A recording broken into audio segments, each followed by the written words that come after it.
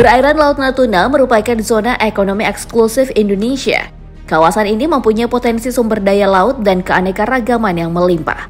Hal ini memicu kapal asing memasuki wilayah kedaulatan RI. Tentunya, Divisi Pertahanan kita tidak tinggal diam saja melihat hal ini. Beberapa alutsista tercanggih siap untuk menjaga kekayaan alam di Laut Natuna. Apa saja alutsistanya dan seberapa canggih teknologinya? Mari kita bongkar. Mari kita awali dengan melihat kecanggihan dari KRI Carel Satsweet Tubun 356. Kapal penjaga Laut Natuna ini merupakan kapal perang frigat dengan nomor lambung 356 bekas Angkatan Laut Belanda. Berdasarkan informasi yang telah dirangkum, KRI ini dibuat pada tahun 1967 dan mengalami peningkatan kemampuan pada tahun 1977 hingga 1980. Nama Carel Satsweet Tubun diambil dari nama seorang personil Polri yang menjadi korban meninggal pada peristiwa 30 SPKI. Pahlawan nasional yang dimakamkan di TMP Kalibata ini merupakan pengawal Menteri Johannes Leimena yang juga menjadi korban 30 SPKI. Berbicara tentang dimensinya, KRI Carel Satsweet Tubun yang berada di bawah pembinaan Satkor Koarmada II TNI AL ini memiliki panjang 113,4 meter serta lebar 12,5 meter dengan daya tampung 251 orang termasuk awak kapal.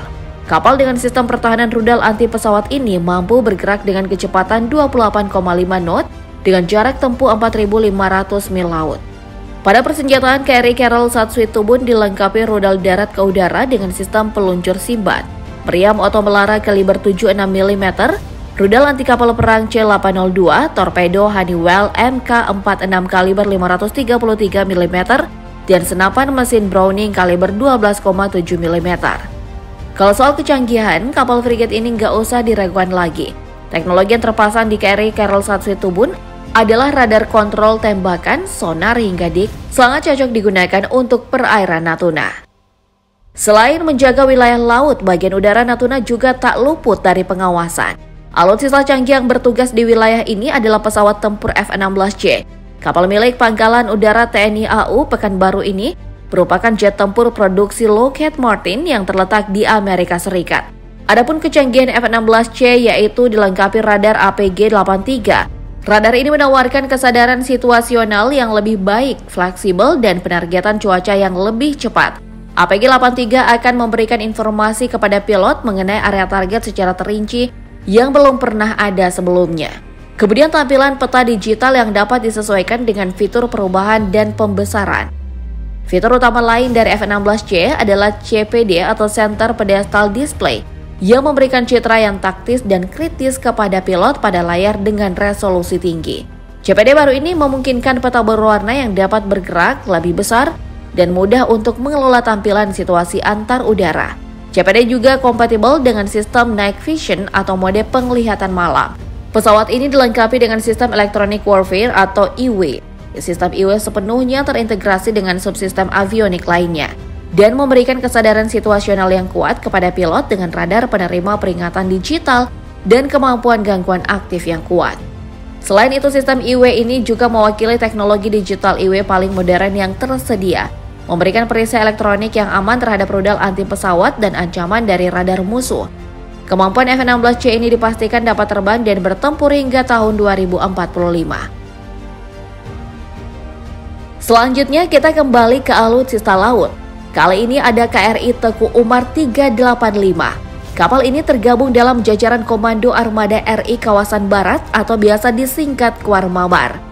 KRI Teku Umar 385 adalah kapal perang Indonesia dari jenis Corvette kelas Pershing yang merupakan kapal bekas Angkatan Laut Jerman Timur pada akhir tahun 70-an. Kapal ini dibeli oleh pemerintah Indonesia pada tahun 1993. Dan memperkuat jajaran armada TNI AL dengan menyandang nama KRI Teku Umar nomor lambung 385. Nama kapal ini diambil dari seorang pahlawan kemerdekaan yang berasal dari Kesultanan Aceh yaitu Teku Umar. Kapal ini didesain untuk perang anti kapal selam di perairan dangkal, sehingga sangat cocok untuk beroperasi di perairan Indonesia yang banyak memiliki garis pantai panjang. Dengan dimensi panjang 75,2 meter dan lebar 9,78 meter. Kapal ini memiliki kecepatan hingga 24,7 knot dan dapat ditumpangi sebanyak 62 orang awak kapal. Sedangkan dari segi sistem persenjataan, KRI Teguh Umar dilengkapi dengan 4 tabung peluncur torpedo 15,7 inci. Sistem pertahanan udaranya adalah 2 peluncur rudal Suns 5, sebuah teknologi rudal darat ke udara untuk pertahanan udara jarak dekat terhadap sebuah pesawat musuh yang datang termasuk pesawat anti rudal. Selain itu, ia juga dilengkapi dengan 2 RBU-6000 yang merupakan peluncur roket anti kapal selam. Meriam utama kapal perang KRI Teguh Umar yang dipasang pada dek depan adalah meriam kembar 57 mm 70 kaliber DP. Kapal ini juga dilengkapi dengan 1 senapan 30 mm kembar serbaguna. Meskipun tergolong kapal tua, tapi kemampuan KRI Teguh Umar ini masih bisa diandalkan. Untuk menjaga kekayaan Laut Natuna, tak tanggung-tanggung, TNI AU juga menurunkan pesawat intai strategis yang kehebatannya tak diragukan lagi. Berjenis Boeing 737-200 AI-7301. Pesawat yang bermarkas di Lanut Sultan Hasanuddin Makassar ini dilengkapi radar dan peralatan-peralatan yang canggih. Kemampuan pesawat intai strategis ini adalah mampu mendeteksi daerah yang luas 85.000 mil persegi setiap jam. Kelengkapan yang ada di pesawat adalah infrared, search radar, sistem navigasi, dan komunikasi yang diintegrasikan DPDS.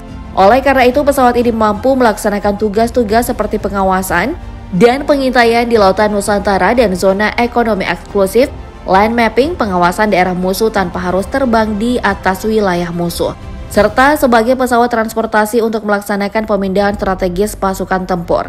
Meski usia pesawat tak lagi muda, namun Boeing 737 hingga 200 AI-7301 dibekali kamera resolusi tinggi jenis Westcam MX20HD Electro-Optical Infrared buatan L3 Communication. Kamera ini mampu juga untuk melakukan tugas intelijen, pengawasan dan pengintaian yang dilakukan oleh pesawat patroli maritim dengan jarak ketinggian yang cukup jauh hingga 10 km. Kamera ini juga mampu untuk melakukan misi pengawasan yang dilakukan secara 24 jam terus-menerus dengan wide angle zoom. Untuk memindai suatu objek di kejauhan pun tak perlu diragukan, laser Ranger Finder punya jarak efektif hingga 30 km. Pada bagian hidung pesawat disematkan radar yang punya kemampuan khusus, yaitu jenis Ocean Eye buatan Telephonics. Punya jangkauan scan 360 derajat, radar ini memiliki fitur penginderaan jarak jauh. Berbeda dengan radar konvensional yang mendeteksi dan menyajikan informasi lokasi atau jarak, Ocean Eye menyajikan informasi dalam bentuk citra atau gambar. Kecanggihan lain dari radar ini adalah fitur Ground Moving Target Indicator untuk mengidentifikasi sasaran yang bergerak cepat di permukaan laut.